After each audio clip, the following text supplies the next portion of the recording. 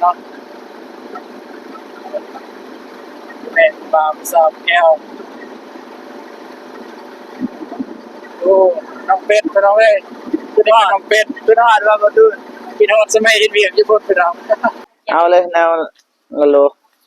เขียนเข้างอบ่แม่บักม่วงคือสิมีแล้วมะม่วงก็ค่ะอันนี้ละโลบ่พอดีเอาบักม่วงอีกโลนึงก็ได้ให้โมโก้พี่น้องเนาะไปยาโมโก้กันโอ้โหเราสิอยากใหม่ๆยังมันใจมันแต่ว่าสิมีจัดให้เพราะว่าเฮาก็บ่มีเงินนะครับ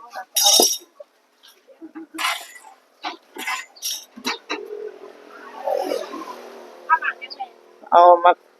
เกี้ยงโลนึงมะเงาะโลนึงแล้วก็มุงมังโลนึงคือเท่าไหร่80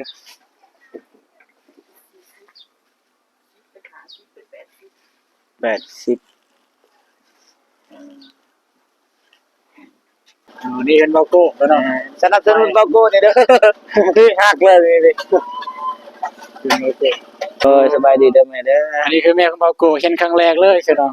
เห็นครั้งแรกเลยเบาโก้นำมาแต่ปลาตะดงเบาโก้ได้นอนเบาโก้ได้นอนเนาะเบาโก้เจ็บเด้บ่ถามแท้เบาโก้เคยเฮ็ดเวียกอยู่บ่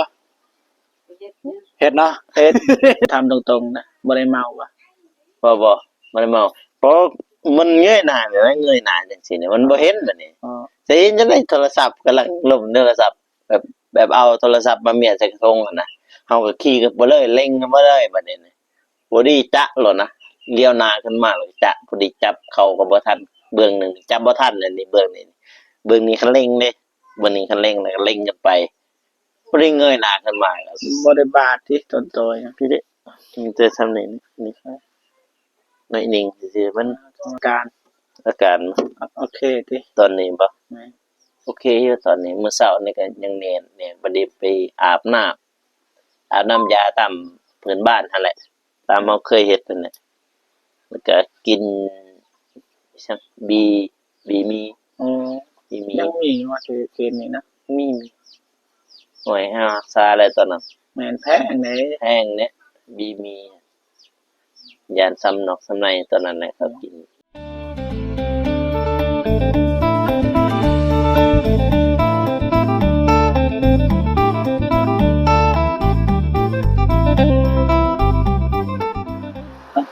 สบายดีเนาะสบายดีเด้อพ่อแม่พี่น้องเด้อสู่คนเนาะทั้งในลาวและก็ต่างประเทศเนาะยินดีต้อนรับเข้าสู่ช่องเบาเจ็บคือเก่าพี่น้องเนาะตอนนี้ก็เดินทางไปกับเบาตูนคือเก่าพี่น้องเนาะโดยสบายดีเด้อสบายดีตอนนี้ทีมงานเฮาก็ว่าสิพยายามเบาโก้พี่น้องเนาะเพราะว่าเบาโก้เกิดอุบัติเหตุพี่น้องเนาะแต่ก็บ่ฮู้ว่าเบาโก้ตอนนี้อยู่ไสพี่น้องเนาะแต่ว่าเฮาสิถามก่อนตอนนี้เราสิอยู่บ้านพี่น้องหรือว่าอยู่บ้านของเบาโก้เองเนาะพี่น้องเนาะแต่ว่าเฮาก็บ่มั่นใจสิให้เบาตูนโทรหาว่าอยู่ไสกันแท้นะเนาะไม่แต่ว่าสิโทรหาเบาโก้นะเพราะว่าเรามีพี่น้องท่าแตงอ่ะนะมันถือว่าเราพักอยู่ท่าแตงแต่ว่าจากการเบิ่งคลิปเล่าอันเมื่อเช้านี่ก็อยู่เฮือนแต่บ่ว่าเราไปท่าแตงบ่เราอยู่ห้องหมอหยังนะแต่สิโทรหาเราโอเคโทรศัพท์วันนี้บ่มีเบอร์เบาโก้โทรศัพท์เจ้าบ้างบ่เจ็บ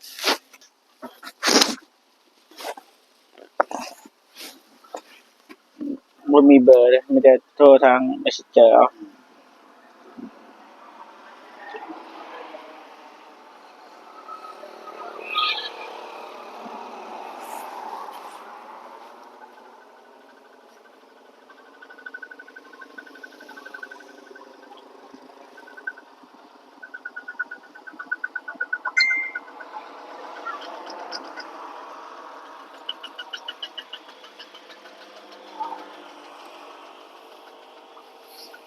เบาโก้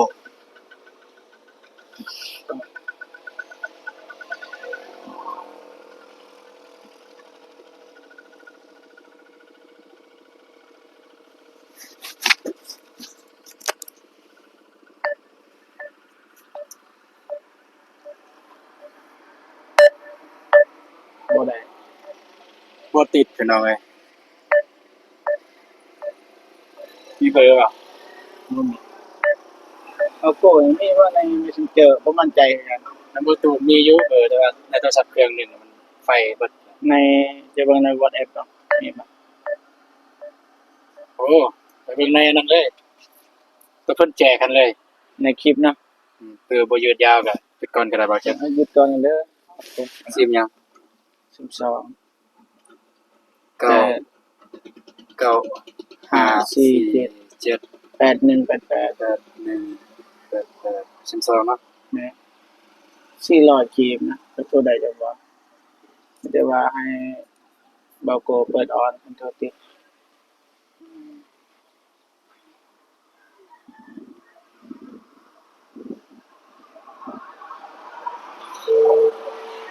ติดเดียว เปิดออนให้เบาโก ฮัลโหลด้วยเปิดออนแน่บ่โก้เปิดออนแน่จะโทรหาโอเคไม่ได้บอกว่าเฮาบันทึกคลิปเด้อถ่ายคลิป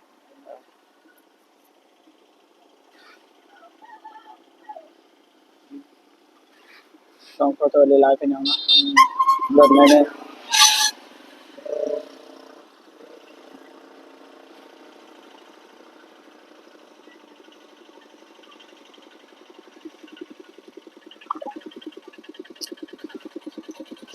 เปิดแล้ว เอาล่ะ ซีไปแล้ว FC ทักทาย ซีคลายเฮาไปหน่อยเพิ่นฮู้จัก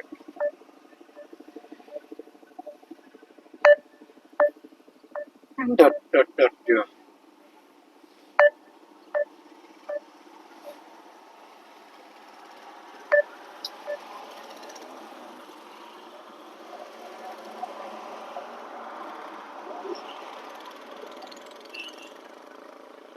สวัสดีบ่าวโก้เฮากับบ่าวเจ็บว่าสิไปเยี่ยมน่ะสิไปเบิ่งกันนะบ่าวโก้อยู่ไสอยู่ท่าแท้งบ่แล้วก็อยู่บ้านอยู่ลิเจียง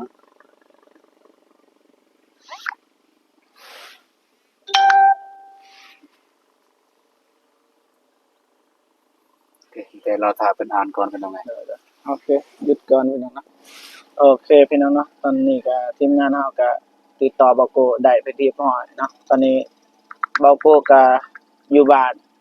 เบาโกเองพี่น้องเนาะแต่ว่าเฮาสิเดินทางไปหาเลย แม่นแต่ว่าสิไปหาเพราะว่าเพิ่นอยู่บ้านว่าไง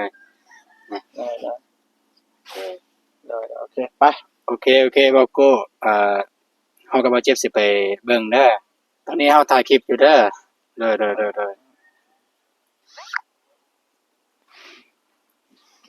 ไปไปพี่น้องเนาะ พี่น้อยไปพี่น้อย ไป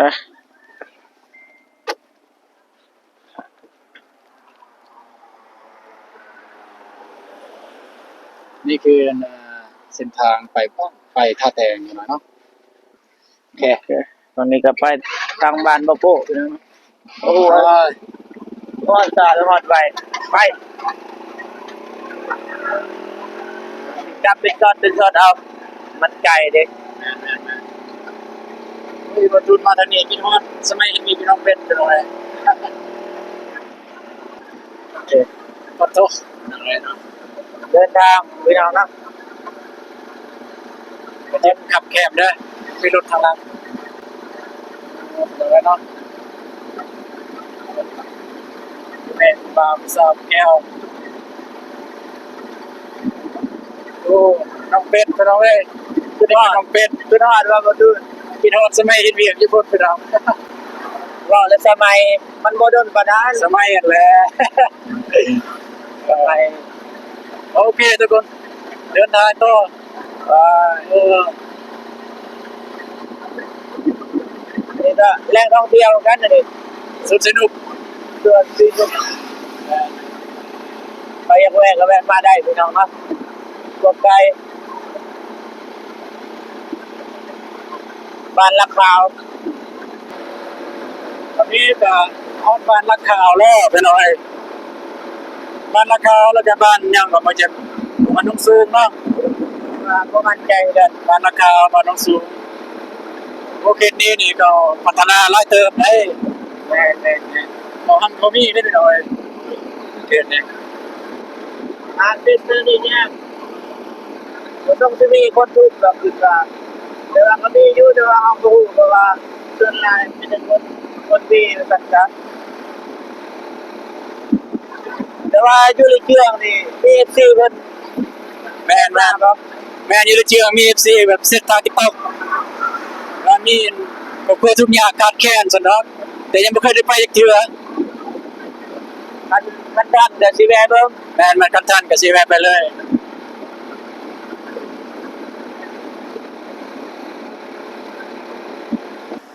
ท่านใด โอ้ยก็ เด้ สิหยุดซื้อแวะมากไม้เนาะสิแวะซื้อมากไม้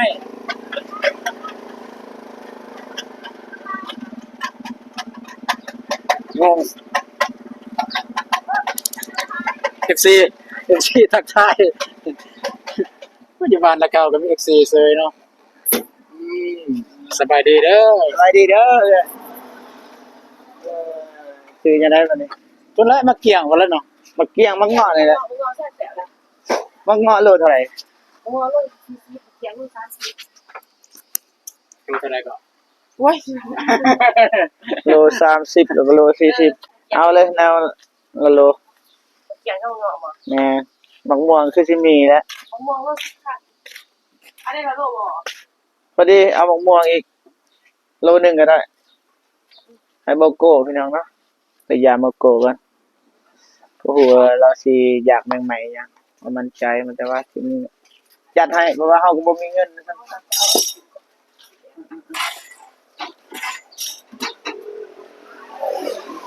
ถ้าหนังยังไง เอามักเกี้ยงโลนึงมักเงาะโลนึงแล้วก็ มึงโลเลย มังม่วงโลนึงคือเท่าไหร่กัน เป็นขาสิเป็น80 80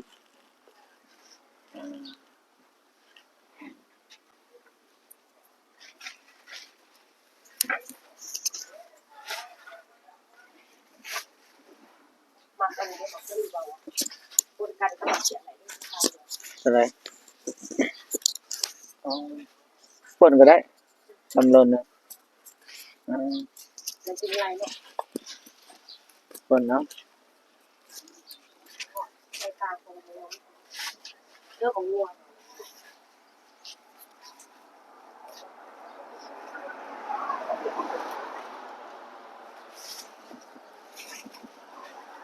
อะไรจะเอา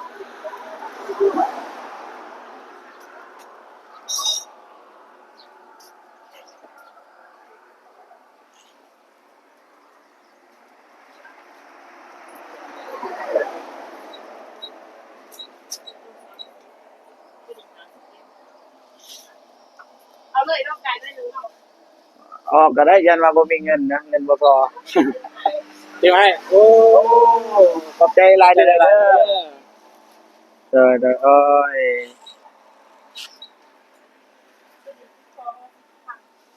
อืม เก่าสิพัดมันถึงเก่าสิพัดเฮ้ยถอดได้เลยหาพัด แต่ไร ได้คือกันมาเลยแบบนี้ มาแต่ท่าแต่ มาเตะห้วยดำบ้านห้วยด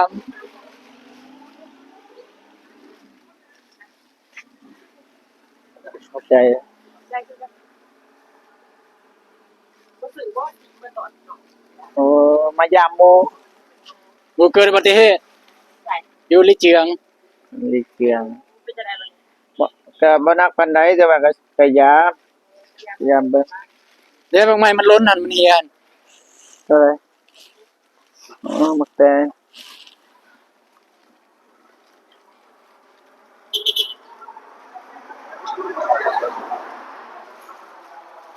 ร้านเขาได้แล้ว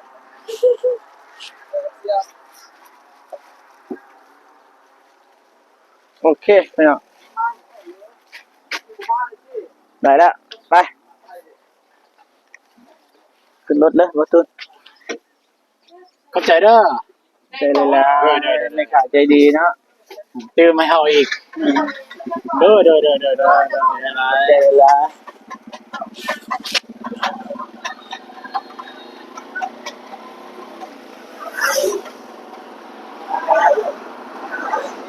เนาะบ่ตูน FC ทักทายพี่น้องเอ้ยไปเจอกันเฮือนบาโกเลย ไปพี่น้องเนาะฮอดลีเจือง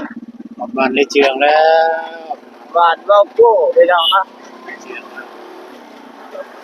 เบิ่งว่าบ้านบาโกมีความพัฒนาน้อยหลายส่ำใดเนาะบ่เจ็บเคยไปแล้วบ่ เคยไปแต่บ่ฮู้ว่าเอื้อนเว้าโก้อยู่ไสแต่ว่ามีเขาสิให้เบิ่งอันนี้เขาว่าเอื้อนเว้าโก้แต่ว่าเขาสิชื่อหรือบ่นี่บ่มั่นใจ ลองไปเนาะ แต่ว่าเขาก็บ่ย้านว่าเอาถามคนได้อะนะแบบนั้น บ้านบาโกได้เงินก่อเด้อเนาะ เพื่อนปูน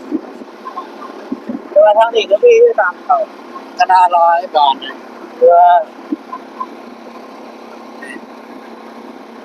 ได้เงินลำบักใหญ่ มันไม่จะเห็นเนาะเลือกวะ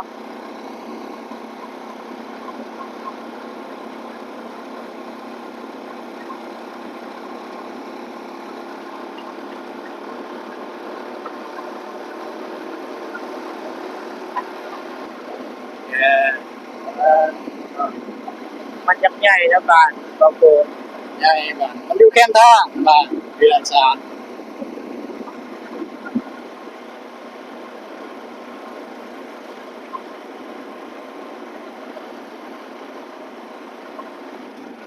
สไตล์โมเดิร์นนะบ้านบางโก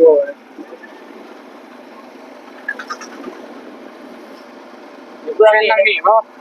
บ่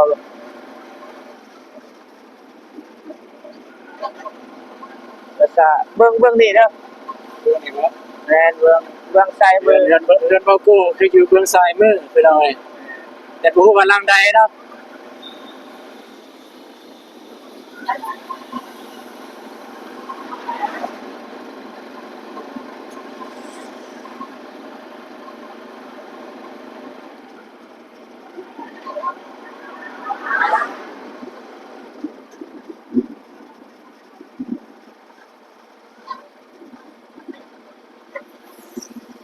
คือว่านี่แหละคือว่านี่ เป็นทางนี้บ่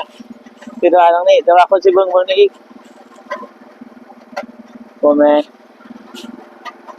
น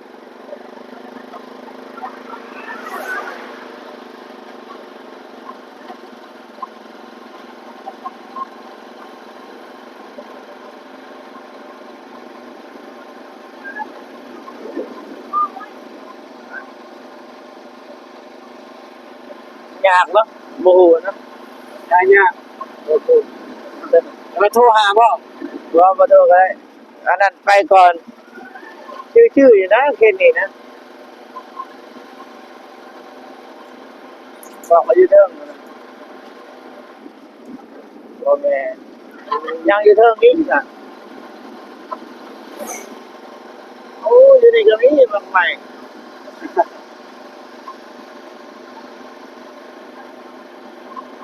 เคนนี่แหละ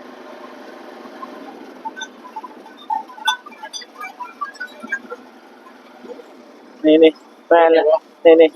เดี๋ยว แม่นแหละ โอ้เราอยู่พุ่นเนาะ แม่นแหละ คนรถเรารถ ชื่อแหละมันหักตัวนี้นี่ดิ อ๋อเห็นรถเลยเมื่อกี้นี่เห็นรถบาโกรถทางหลังเด้อ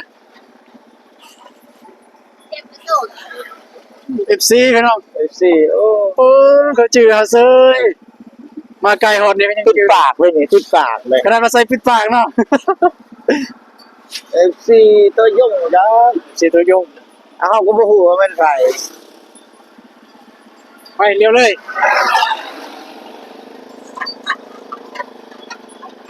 นี่ชื่อเพื่อนเรานี่ตัวมันหักตัวนี้นะFC เขาอ่ะเครื่องหักไป เราเห็นเราอยู่พุ่นเนาะ แล้วอันนี้เพื่อนเฮ็ดใหม่ นี่เห็นบาโกแล้วเนาะ สนับสนุนบาโก้นี่เด้อที่หักเลยนี่ โอ้มีน้องปลาบรรยากาศดี โอ้ยมุดปากก็ได้บาโก้ จะกินยังก็กินบาโก มีคน ฮอดแล้วฮอดแล้วฮอดแล้วฮ อเป็นบาโก้แล้ว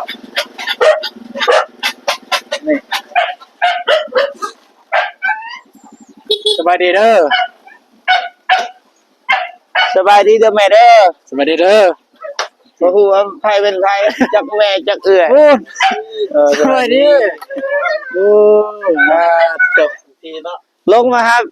ลงมาติโอ้ยบ่คือ บ่คือ คนเจ็บไป ไป ไป ไปนอนอยู่หั่นแหละ นอน นอน บ่นอนบ่คือเด้ คนเจ็บคนเป็น เลย เอาบ่มีหยังหลายซื้ออันนี้นะมาฝากเบาโก้ชนบท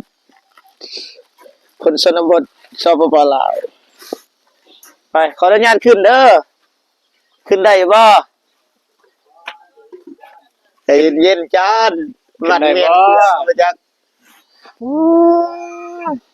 เพื่อนยูทูบเบอร์พี่น้อง เดือนยูทูบเบอร์ชนบทลาว คนดัง แสนซับแต่บ่ดังจังได๋ ดังคือเจ็บแล้วคนดัง สบายดีเด้อแม่เด้อ แม่ของเบาโก้บ่ แม่ โดยสบายดีเด้อแม่เด้อ อันนี้คือแม่ของบาโก้เห็นครั้งแรกเลยคือน้อง เป็นครั้งแรก ครั้งแรกเลย เราโกนมาแต่ป้าจะดง เบาโก้ที่นอน บาโก้แน่นอนเนาะ บาโกเจ็บเลย บ่ถามแท้บาโก้เคยเฮ็ดเวียกอยู่บ่ เจ็บ เฮ็ดเนาะ เฮ็ดจริงๆแล้วถ่ายคลิปบ่มีเวลาเฮ็ดดอก อ่า เงินค่ำเดี๋ยวบ่เคยส่งหาพ่อหาแม่ เห็นอยู่ในคลิปนี้บาโก้เฮ็ดคอกงัวตอนนั้นเนาะ อ๋อดนเนาะบ่ได้อ้าวโอ้สิปูซาจะนี่โอ้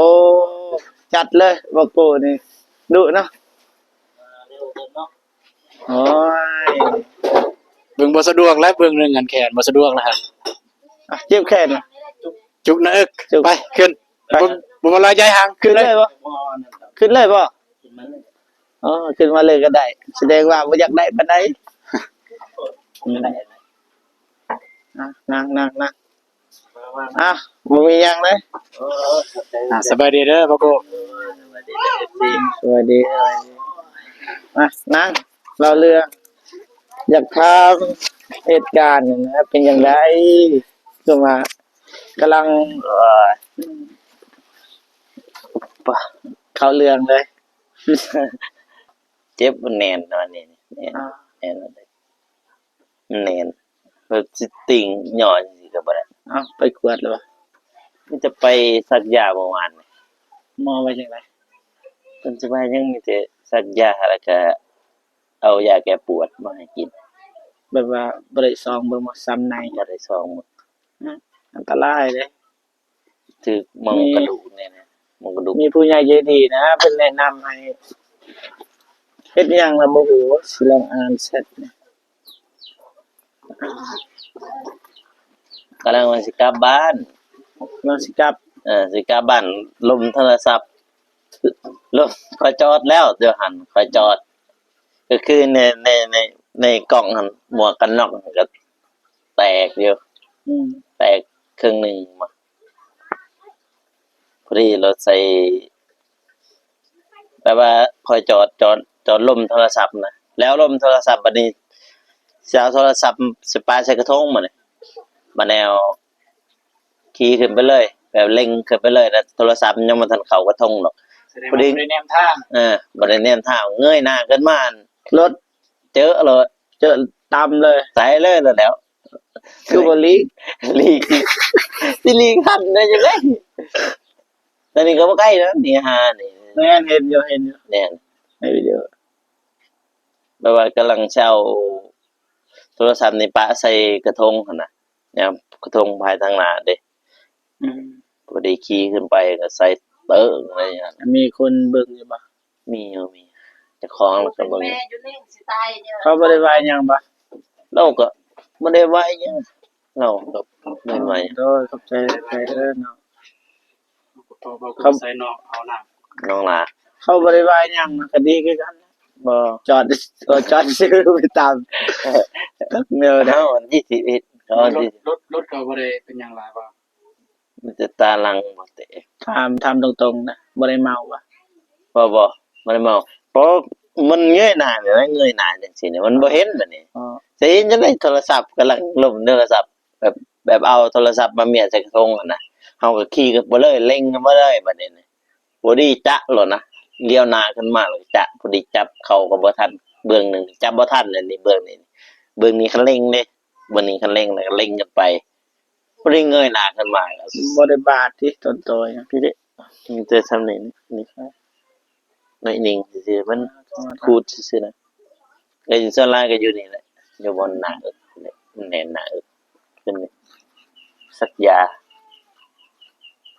สักกี่ปีอยู่สะโพกไปสักยาบ่ขึ้น โอเคเลยคิดว่าหนักเลยคิดว่าในกองโอ้มันหนักเลย รถจนหมุนแหวนกระตาจนหมุนเลยตัวสับน้อยหนึงก็เปิดบ่ได้นี่ โอ้มุนเลย หรือ ก็ลุด หายเลย ที่แม่ว่าจะเยอะบ่แม่นนี่ เบิ่งไทยอันนั้นยังได้อยู่ เอาย่อบ่ได้เลยเบิ่งติมันจะลุดบ่ไหลก็กินได้อยู่ ฮะไทยยังได้อยู่นี่ ได้อยู่ได้อยู่ แต่ว่ามันหน่วยหนึงอยู่ในกระทงซื่อๆนี่เปิดบ่ได้เลยแตกเบิดหน้าจอมันแตกในซ้ำ อืม แต่ว่าทางนอกน่ะคิดนอกมันบ่แตกรัดเอาเบิ่งอยู่แล้วบอลน่ะ อืมมีแต่ว่านี่นะให้เพิ่นว่านี่ให้เอาใบพับพลึงไปต้มอาบไปต้มแล้วก็อาบใบเนี่ย ต้มนะ วันสนบ่ ใบอีสังนะต้มพี่เห็นนะ ใบหยังอะ ใบนาดใบอันนี้ใบนาดกับใบเออ อาบแล้วบ่ อาบแล้วต้มอา โอบ เคมันอาบโอเคแล้ว เดี๋ยวกินตามบ้านเฮาครับตามบ้านเฮาก็ย่างแบบย่างขึ้นไฟแบบขยุกรรมพันเด้ อืม แบบนั้นนะ อย่างถือแล้ว โทรศัพท์แบบว่า เทเลย เปิดบ่ได้เลยเนี่ยหน้าจอมันแตกข้างในครับ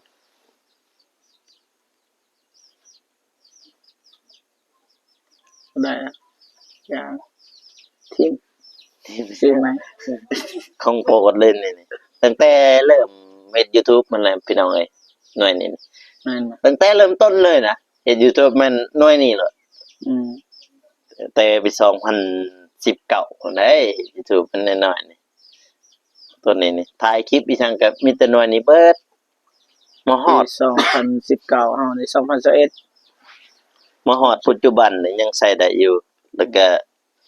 มีหน่วยนี้มาใหม่เนี่ยแล้วก็กล้องนี่ส่วนหลายกล้องก็ได้ถ่ายอยู่ดอก แต่ว่าตัวนี้มีแต่เท่าไหร่3,000ตัวนี้นี่1,2 ล้านปลาย2 ล้าน2 ล้านห้า อืม A ตอน A32 เออ A32 เอานี่ถ่ายคลิปใน A16 อันใดดีก่อน แม่น A16 นี่ อ๋อนี่ A70 นะ ตัวนี้บ่ก็ตัวนี้นั่นดีถ้าอะไรเรื่องเสียงนี่เขาว่าตัวนี้ดีกว่าเรื่องเสียง อืม ถ้าบ่ใส่ไม้นี่ตัวนี้ดี เสียงอันนี้มันตอบพอดี อันนี้จะบ่อยากทิมแม่นบ่ จะบ่อยากพิมพ์และอีกอย่างก็คือเอเซนข้อมูลอีจังก็รหัส2ชั้นก็อยู่ในนี้เบิดนะบ่อยากทิมและตัวนี้นี่ ไปแป้งนะ จะไปแปลงนะแปลงก็มีแต่เปลี่ยนหน้าจอนะจักเท่าใดแล้วเปลี่ยนหน้าจอเพราะว่าข้อมูลก็หลายอยู่ในนี้รหัสเฟซรหัสบัญชีรหัส บันทึกไว้ในอันเบิด อยู่นี่เบิดอยู่ในนี้จบอยู่ในเดียวนี่นะก็คือ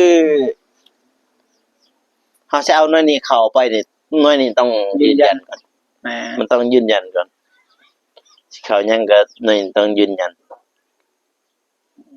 โอเค เขาเรื่องอาการ อาการ โอเคติ ตอนนี้บ่ แหม โอเคอยู่ตอนนี้มื้อเช้านี่ก็ยังแน่นบัดนี้ไปอาบน้ำยาตาม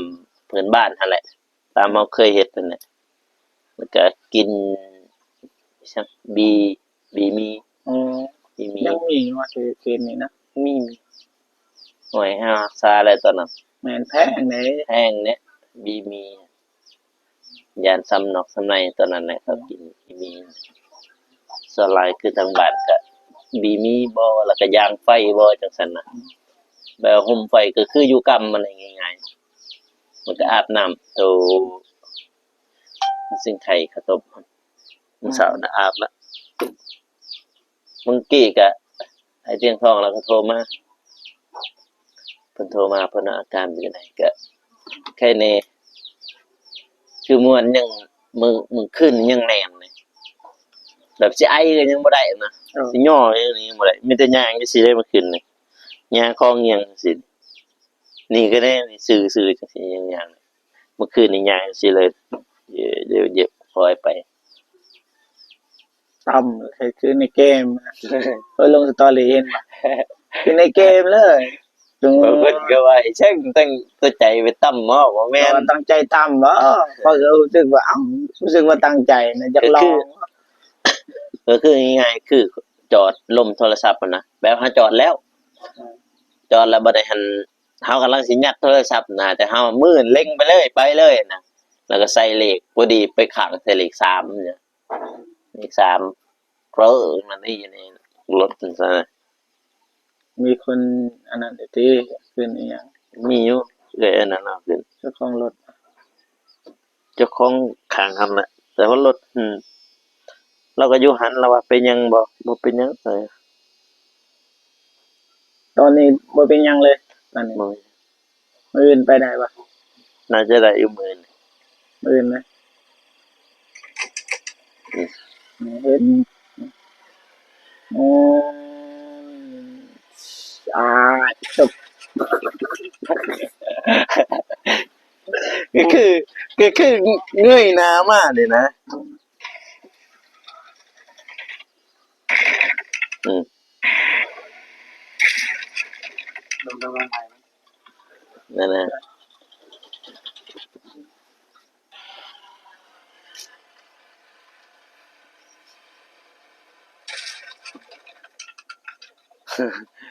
แบบเงยหน้ามาก็เจอโหลด ดีแล้ว แล้วเอากันนอกตอนนั้นมานี่ซั่นกันนอกคือเห็นว่ามันแปลกหรือว่ารถก็เติมในรถ เดี๋ยวสิลงไปถ่าย เด้ โอ้ น้อย เดี๋ยวนี่ไม่ในหนึ่งก็อันนั้นเลยไปเลยนี่ ๆ ดีแล้วจะใส่กันหนอก กันนอกข้าง มันจะว่าใส่กันหนอก ไปใส่กันนอกหัวไปแล้วพี่เดี๋ยวมันกระทบใส่นี่นะนี่กระทบใส่นี่แล้วนี่ เออ คือใส่จังซี่เนาะใส่นี่จับโทรศัพท์จังซี่นี่แบบกำลังสิยัดเงยหน้าขึ้นมากล่องก็เลี้ยวมาเจอรถซึ่ง ต้องติดอยู่เด้อ ต้องกล้องติดอยู่นี่นี่กล้องติดอยู่นี่เห็นบอกกล่องจนไปพุ่นนี่แห้งกล่องจนไปพุ่นปกติมันจะซื้ออยู่นี่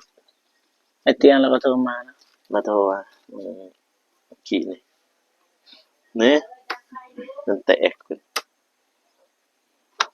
ดีนะดีนะคิดว่าหนักนะ ก็ไทยในแต่ว่า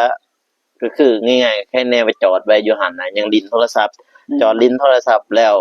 จอดแล้วยัดโทรศัพท์แล้วก็ขึ้นไปเลยบัดนี้ไปซึ่งหน้าอยู่หันปึ้งใส่รถตอนนั้นเจ้าของเลยก็มาเบิ่งอยู่แล้วว่าเป็นจังได๋นี่ก็ว่าเป็นจังไดเองว่ามีสิจุกแน่นหน้าอกเองเราก็บ่ได้ว่าอิหยังเราก็คนท่าแตงหั่นนี่แหละ รู้จักกันบ่ ก็หูอยู่เราก็หูอยู่เราว่าเป็นจังไดเนี่ยเราว่าขับได้อยู่ได้อยู่เสียงว่า เอาเมื่อเลย บ่ได้เมื่อไปหาหมอมันแต่ว่าแต่ว่าอายแล้วพาไปหาหมอก่อนไปหาหมอแล้วก็นอนอยู่เรือนแล้วเลยแล้วหันจึงมาตอนเช้านี่แกงคนมาเครื่องเปียกได้เครื่องแล้วไปทานกันได้มื้อนี้ ไทยสาวบอง สมอง ทุกอย่างอะทางบ้านอาหาร บ้านหัง เป็นต้นนอกเยอะ อืม ครบสมบูรณ์ ฮะ ครอบครัวสมบูรณ์พ่อแม่ครบแต่ว่าบ่สมบูรณ์ที่แบบนั้นพ่อก็ถึงสิว่าเป็นบ้านะหรือว่าบ้าหมู่ว่าแม่ก็บ่สบายเอื้อยแล้วก็เฮ็ดหยังบ่ได้นอนซื่อๆอย่างนั้น เลยเฮ็ดหยังบ่ได้ บ่ เป็นจังได๋ บ่สบายนะเป็นมา3ปีแล้ว เป็นไข้เป็นหยังนี่ พ่อก็นั่นน่ะบางมื้อก็ซักยกแม่ก็บ่สบายไปซื่อๆนะไปเฮ็ดเวียกหน่อยเดียวก็มาแต่เพิ่นเฮ็ดเวียกใต้ต้นอยู่ ผู้ตัวอาตูนหายเห็นบ่ ท้ายนํกันนั่นแหละ เห็นอาตูนลงกินคนในบ้านหัง ถ้ามิดก็เฮาคิดว่าเขาโทรมาก็ข้อมูลและแนะนำ ก็อยู่นี่แหละ คิดว่าบ่ทุกข์กันนะเพราะว่าสมบูรณ์นะพ่อแม่ก็มีบัดสุดท้ายก็ซ้ำบ่สมบูรณ์เป็นภาระให้ลูกคือเก่าพ่อ แม่น ก็เป็นอันนั้น พ่อก็เป็นบ้าหมู่ บ่ฮู้เด้นี่นั่งแต่อยากมานั่งยินเขาเล่าแต่ว่า ก็เห็นอยู่บ่พอล่ะ บ่เห็น แม่น บาหมู่ยามซักก็ซักบนนั้นคันแถวน้ำไปแถวห้วยนี่เรียบร้อย ถึงน้ำบ่ได้ เคยแต่ว่าเอาเสียหลายคนนั่นแหละคันซักแถวนี้บ่เป็นหยังคันซักจุ่มน้ำนั่นแล้วเลย แล้วเลย ใต้ต้นเพิ่นเฮ็ดเวียกคนเดียวทำงานดินดอนตอนยากบ่มีเอื้อนน้อยๆเอื้อนน้อยเด้ เห็นอยู่เห็นถ่ายลงเห็นอาตูนหายกินเข้าไปเบิ่งมื้อนี้มาแต่หันแล้วก็มานี่เลยบ่ มานี่แหละ อ๋อ โอเคจักนาทีดนละ มันเย็นมันยาว โอเค ตายแล้ว เฮ็ดหยุดก่อนก็ได้อ่ามือกลองจำเป็นนักยูทูบเบอร์เด้อๆอ่ะก็จะ เพราะว่าทางนั้นบ่เป็นหยังคือตากเครื่องสิฝนตกทางนี้ แม่น ตกตอนเช้าก็ตกนี่แหละบ่ตกนี่ก็นี่แหละบ่ตก เนี่ยนี่เพื่อนนะตอนนี้มันมีงัวบ่ เราเขางัว งัว บ่เข้าของ โอเคพี่น้องนะตอนนี้บ่าวเจ็ดก็ มันเกาะ สิจบคลิปก่อนนะบ่าวโก้ก็ปลอดภัยดีพี่น้องนะหายห่วง ก็ใครแน่อยู่พี่น้องเนาะใครแน่นะใครแน่จังน้อยหนึงคือมื้อวานยังแน่นหน้าอึกแน่นหมองนี่แน่นบ่อึกนี่หายใจก็จักว่าลำบาก ก็เลยไปหาหมอให้เพิ่นสักยาสักยาแล้วก็เข้าให้ยาแก้ปวดยาแก้ปวดเมื่อวานนี่ พอละโอ้โหยาวโอเคพี่น้องมันจะว่าบ่าวเจ็บสิจบคลิปก่อนเนาะจังไดก็ขอบคุญขอบคุณนะผู้ใหญ่ใจดีและ FC ทุกๆท่านที่เข้ามาให้กำลังใจบ่าวโก้แล้วก็ทีมงานเนาะจังไดก็ขอให้พ่อแม่พี่น้องจงมีแต่ความสุขสุขกายสุขใจเนาะความเจ็บบ่ให้ได้ความไข้บ่ให้มีร่ำรวยยิ่งๆขึ้นไปเด้อสาธุเอ้าคลิปนี้บ่าวเจ็บสิขอจบคลิปอยู่นี่เลยเนาะขอตัวบ๊ายบายเลยเด้อบาย